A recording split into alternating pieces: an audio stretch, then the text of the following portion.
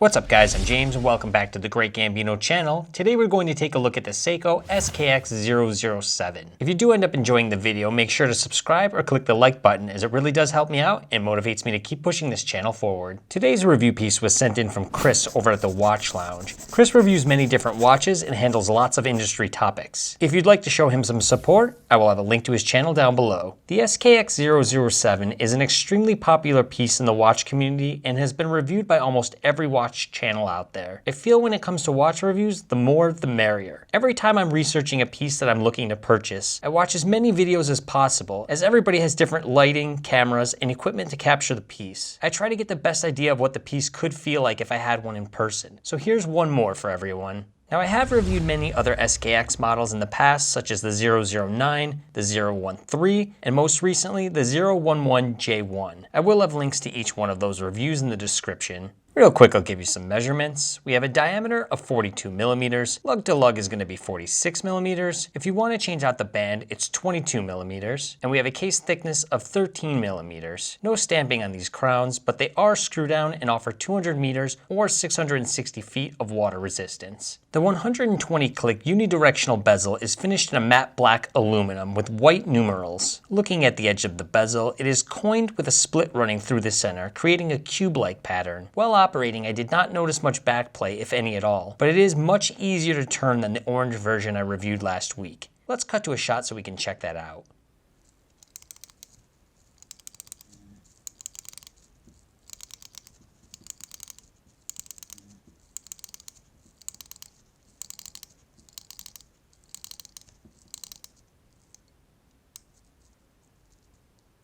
Seiko uses its proprietary Hardlex crystal, which I find to be more than enough to handle my day-to-day routines. There is no AR coating, but glare is minimal on the SKX.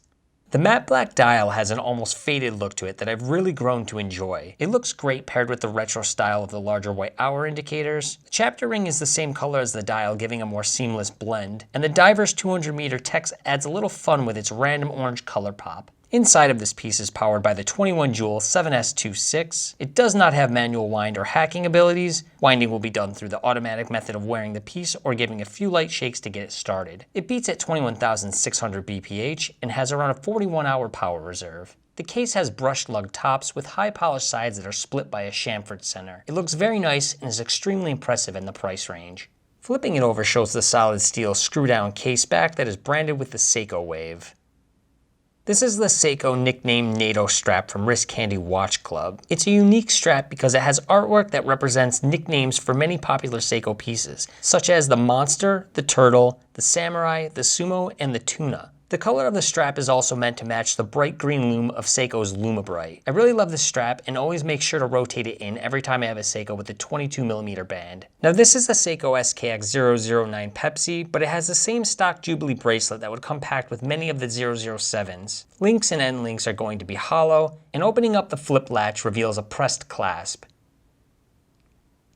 Overall, it has a cheap, flimsy feel to it, but like many other SKX owners, I find the bracelet to be charming and extremely comfortable. If you do happen to feel the stock bracelet does not meet your standards, one benefit of the SKX is that there are many extremely high-quality third-party bands out there, like Strapcode's Super Jubilee. I will have a review to the Super Jubilee in the description. But let's go ahead and take a look at the Lume. The hands, hour indicators, and 12 o'clock bezel pip are all generously coated with Seiko's proprietary Lume Bright. It is extremely bright, and given enough charge time, the piece should stay illuminated for a good 5 to 6 hours.